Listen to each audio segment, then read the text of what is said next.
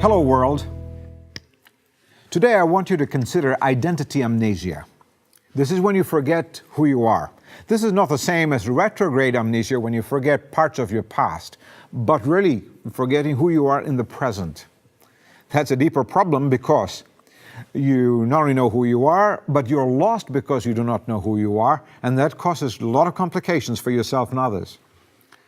The father of a friend of mine walked away from his house 20 years ago. They're still attempting to find him. They've given up on the find. However, they're more afraid now of what he might do to himself and he might do to others. Identity amnesiac, they're called.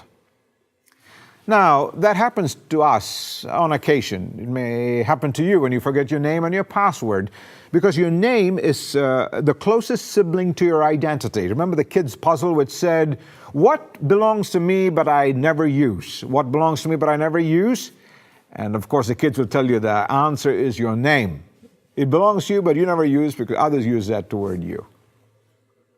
Identity amnesia is not only that you lose yourself, but the consequences of having lost yourself affects many others. In 2005, a man by the name of Raymond Power Jr. stepped out of his own life. A 57-year-old New Yorker, a father and a husband, churchgoer, family man, Boy Scout leader, who had been experiencing a Vietnam-era depression, had also seen the towers being attacked in 2001, suddenly disappeared. They put his face and name out on America's Most Wanted videos and programs, and another homeless man identified him in Chicago. He couldn't really remember his name. He thought it had something to do with Tower, so they called him Raymond Power and J Tower. They connected it. The family was so happy to find him, but they were terribly sad because the man did not know who he was. His wife said he was totally fine till he disappeared. He functioned all right till he forgot who he was. Have you ever forgotten your name? That'll be a terribly embarrassing situation. I mean, it's embarrassing when you forget somebody else's name, whose name you should know. It's at the tip of your tongue, and you're trying to search for his name. What if you forgot your own name?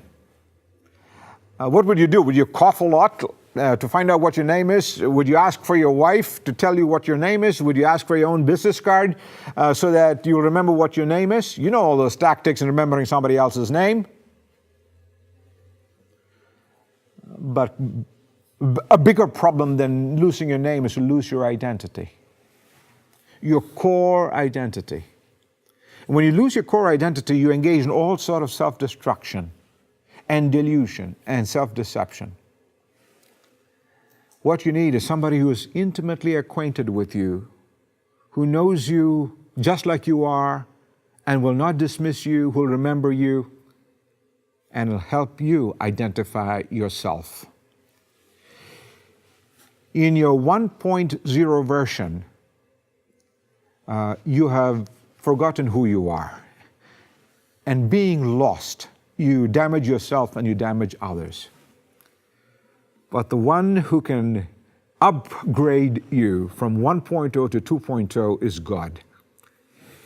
He comes into your life if you welcome him in and said, I'll give you a brand new identity in me, and I will never forget you, so you will never forget yourself. I'll give you a brand new identity so you can identify yourself as belonging to me.